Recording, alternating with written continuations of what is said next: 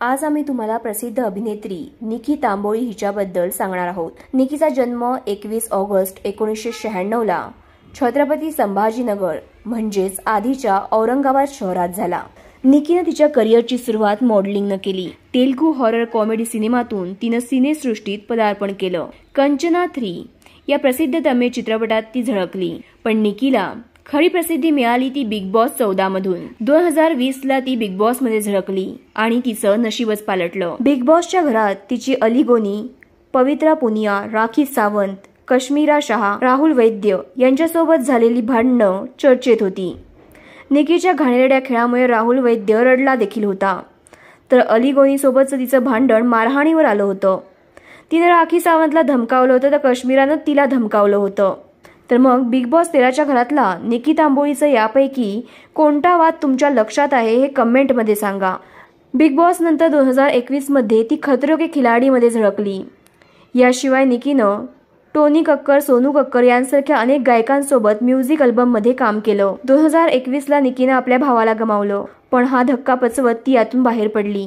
निकीच्या social मीडियावरील फोटोमुळे ती कायम चर्चेत असते, पण प्रसिद्धीच्या शिखरावर असताना 2022 मध्ये झालेल्या एका प्रकरणानंतर निकीचं करिअर धोक्यात आलं आणि तिच्या करिअरला गालबोट लागलं।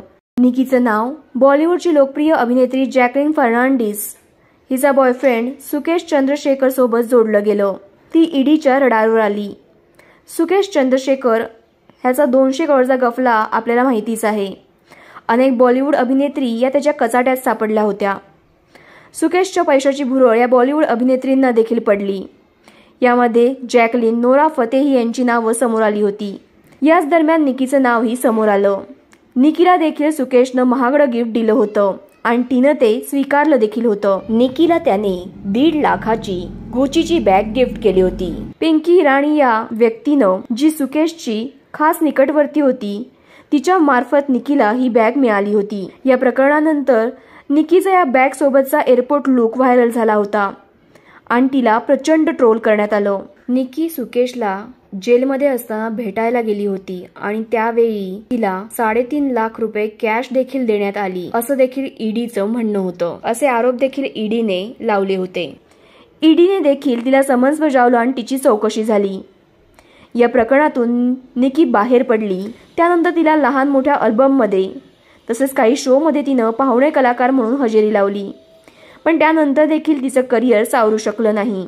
त्यानंतर ती पुन्हा एकदा चर्चेत आली, ती एका फोटोमुळे। मिका सिंग ह्याच्या मांडीवर बसलेला तिचा फोटो व्हायरल झाला। या करोडपती गायकाला ती डेट केल्याच्या चर्चा सोशल मीडियावर रंगल्या, पण याबाबत कोणतीही पुष्टी करण्यात आली नाही। निकी हे एक उत्तम डान्सर आहे। निकीच्या अदांनी लाखो चाहते घायल झालेले आहेत। तर मग तुम्हाला निकी तांबोळी आवडते का हे कमेंटमध्ये आवर्जून सांगा आणि एसबी मराठी एंटरटेनमेंट चॅनलला लाईक, शेअर आणि सबस्क्राईब करा।